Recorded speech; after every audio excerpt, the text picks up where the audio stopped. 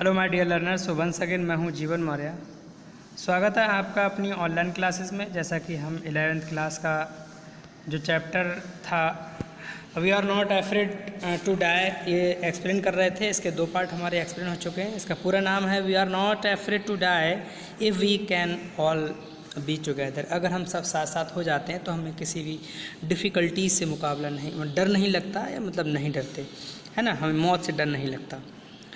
तो चलिए शुरू करते हैं। तो आज चैप्टर है we are going to start now the chapter of we are not afraid to die. The third part is on the screen of are.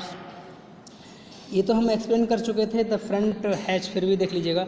The front hatch was blown open and Mary appeared we are sinking. लगभग हम डूबने वाले थे, है ना। Mary भी वहाँ पर थी। और दूसरे शी स्क्रीम्ड, वो चिल्लाई। द डेक्स आर शेम्ड, कोई जो डेक है हमारा, जो जहाज़ है, पूरी तरह से चरमरा गया है, टूट चुका है। We are full of water, हम पूरी तरह से वाटर में हैं। ये बात हो चुकी है। अब बात हम करते हैं शुरू लैरी से। अब जो लिखा है लैरी एंड हर, मतलब लैरी और जो हर,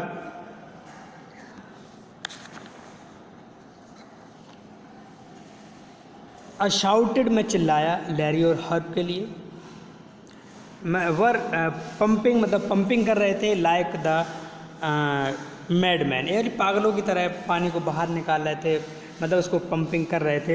यानी ब्रोकन टिम्बर्स, लकड़ी टूटी हुई थी। हंग एट द क्रेजी एंगल्स, मतलब उसकी जो लकड़ियाँ थी वो उल्टे सीधे कड़ों पर मतलब लटकी हुई थी। नाव को पूरा दाहिनी भाग के अंदर जब ले जाते हैं उभर आता है, तो कपड़े, क्रॉकरी, ये चीनी, मिट्टी के बर्तन, सभी चीज़ें उन्होंने, खिलौने विलौने सब इधर उधर तितर बितर हो रहे थे। उन्होंने कहा कि द होल स्टबर, सब कुछ इधर उधर हो गया, तितर बितर हो गया था। इनवार्ड क्लॉथ्स, कपड़े, क्रॉकरी, चार्ट, मतलब जो चार्ट्स वगैरह थे वो, टॉयज यानी slashed, about the deep in water, लगभग वो पानी में सब डूब चुके थे। आई हाफ स्वाम, यानी मैं भी आधा लगभग डूब चुका था।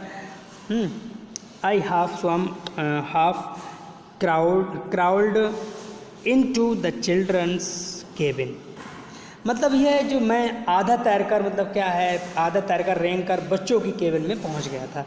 मतलब ये हाफ स्वाम तैरकर, क्राउड मतलब रेंग कर, तैरकर into the children's cabin, children cabin में पहुंच गया था जहां बच्चे थे। आर यू ऑल राइट, सब ठीक हो? आया, मैंने पूछा बच्चों से, क्या तुम लोग सब ठीक हो? उन्होंने कहा यस। द आंसर, उन्होंने जवाब दिया। फ्रॉम द अपर बंक, उन्होंने जो उत्तर दिया था, लेकिन उनका जो मेरा सिर था वो थोड़ा दुख में था, अपर बंक में था, है ना। But my head hurts a bit, मेरी सिर में थोड़ी चोट लगी थी। सैड सुई से कहा, pointing to a big bump, है ना, big bump above over the eyes, और आँख के ऊपर, बम्प का मतलब था उभरा हुआ भाग, यानी आँख के ऊपर थोड़ी सी स्वेलिंग थी, क्योंकि वो उसमें जब इधर उधर हिल डुल रहे थे, क्योंकि तूफान आ गया था, पानी भर रहा था, तो कहीं चोट लग गई थी उनके सिर में।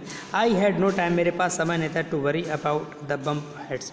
उन्होंने कहा, इशारा करते हुए कहा, देखो मेरे जो घूमड़ पड़ गया है सिर में, इसकी चिंता मत करो, मेरे पास वक्त नहीं है इस समय वक्त है हमें आपको बचाने का, हम सेव एक दूसरे को कर सकें। आफ्टर फाइंडिंग द हैमर, हथौड़ा लिया, पेंच लिया, क्रू लिया, कैनवास लिया। आई स्ट्रगल्ड बैक, मैं वापस होता हूँ, मैं वापस हुआ। ऑन द डेक, अपनी डेक पर। अब होता क्या है, मैंने हथौड़ा, पेंच ये सब लिया, मैं वापस अपनी डेक पर पहुँचा। अब जब पहुँच जाता है डेक पर विद स्टारबोर्ड, अब क्षतिग्रस्त जो हिस्सा था वहाँ पर जब पहुँच गया, स्टारबोर्ड साइड डैश्ड, पूरी तरह टूट गई थी। यानी we were taking water with each wave, मतलब हर वेव हमारे उस पर टकरा रही थी, हमारी डेक पर।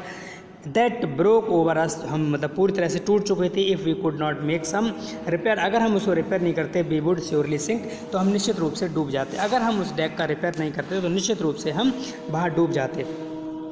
समहाउ, किसी भी तरह, I manage to stretch the canvas, मैंने कैनवास को फैलाया, मतलब कपड़ा फैलाया। एंड सिक्योर्ड वाटर पूल, अब पूरे वाटर पूल को पोल किया। हैच कवर्स, जो हैच उसका छेद था, जो दरवाज़ा था, उसको भी कवर कर दिया था। गैपिंग होल सब कवर कर लिए थे। Some water continue to stream below but almost of it was now being defected over the side, मतलब उन्होंने कहा कि जो ओवर द साइड दूसरी तरफ से हम कहीं जो लहरें आ रही थी, जो लहरें पानी में, मतलब पानी जो लहरें जो थी वो हमारे डेक में भर रही थी।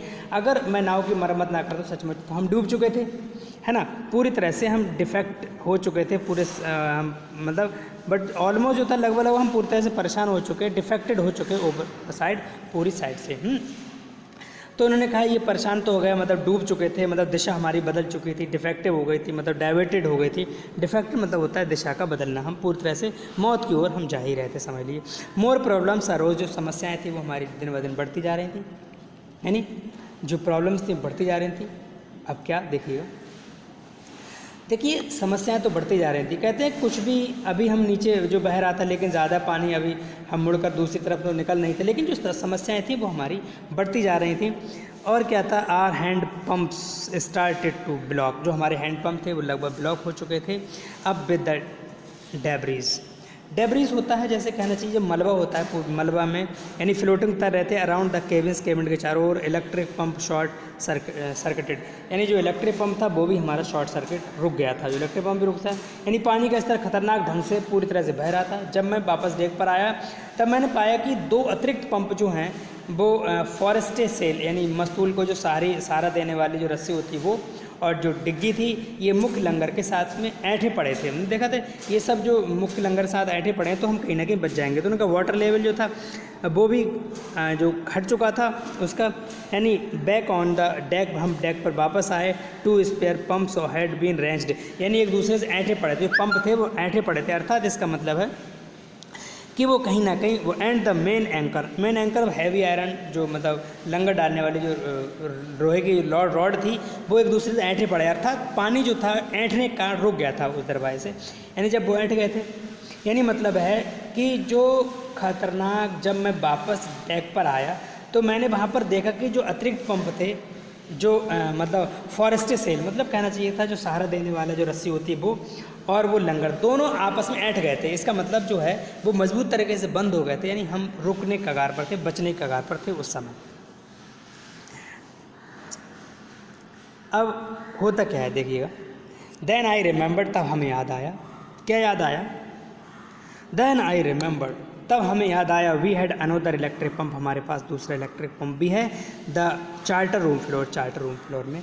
यानी हमें याद आया कि जो हमारा चार्टर रूम फ्लोर है, यानी जो है वहाँ पर, कि हमारे पास एक और भी पंप है, यानी इससे हम बच सकते हैं, है ना, इससे हम बच सकते हैं। और क्या था, बिटरली कोल्ड रूटीन था पंपिंग स्टीयरिंग, पंपिंग का जो स्टीयरिंग था वो working the radio.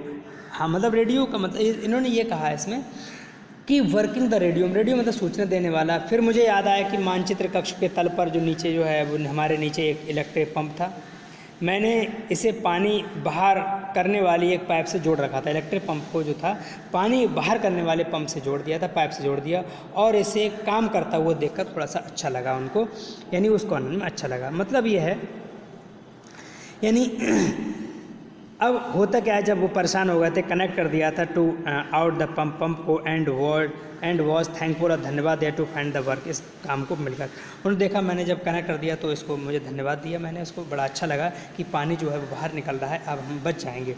The night drag, अब उन्होंने कहा कि जो द नाइट ड्रैग का मतलब तेजी से खींचते हुए चले गए हम, यानी विद द एंडलेस, अंत तक। और बिटरली तेजी से cold routine was pumping steering working the radio, यानी we are getting no replies और मे डे कॉल्स होते हैं जो मतलब हेल्पलाइन नंबर होते हैं, उनको कहा जाता है। Which was not surprising in this remote area, बोले कोई ज़रूरी नहीं है इस रिमोट एरिया में अगर हमारी हेल्प करे, ये भी ज़रूरी नहीं है, हम कहीं जंगलों में पहुंच जाए वहाँ हमारी हेल्प हो, ये कोई ज़रूरी बात नहीं है। तो उन्होंने कहा पानी बाहर करने जो नाव जो हमका संचालन कर रहे थे वो रेडियो से संपर्क साधने का हम अंतहीन था, बेहद नीरस थे, परेशान थे, थके हुए थे। पूरी रात क्योंकि किसी तरह बीती। अब जब रात हमारी बीतने के बाद पूरी तरह जो पंपिंग करते करते पूरी रात बीती, अब जब रात बीत जाती है तो हम परेशान हो जाते हैं, तो हम एक हेल्प लेते हैं मतलब, तो हेल्प नंबर भी वहाँ नहीं लगता है, हमें हेल्प नहीं मिलती है, तो इस बात का कोई आश्चर्य भी नहीं है, उनका रिमोट एरिया था।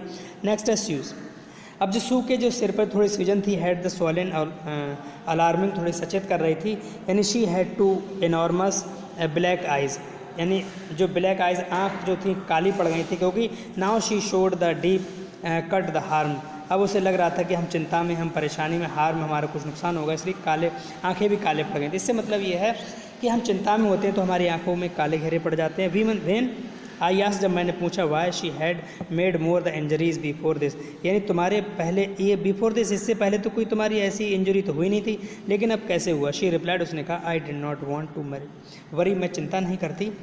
आई do not want to worry, मैं तुम्हें चिंता करना नहीं चाहती। When you were trying to save us all, यानी जब तुम हमें सब बचाने की कोशिश कर रहे थे तो मैं ये चिंता नहीं करना चाह, मैं तुम्हें टेंशन डालना नहीं चाहती थी कि तुम मेरे जख्म को देखो, मेरी परेशानी को देखो, मुझे तो एक ही बात याद आ रही थी कि हम सब बच जाएं। तो आई होप यहाँ तक आपको एक्सलेंस समझ में आया होगा। हम फिर मिलते हैं नेक्स्ट वीडियो में, तब तक के लिए थैंक यू, बाय बाय।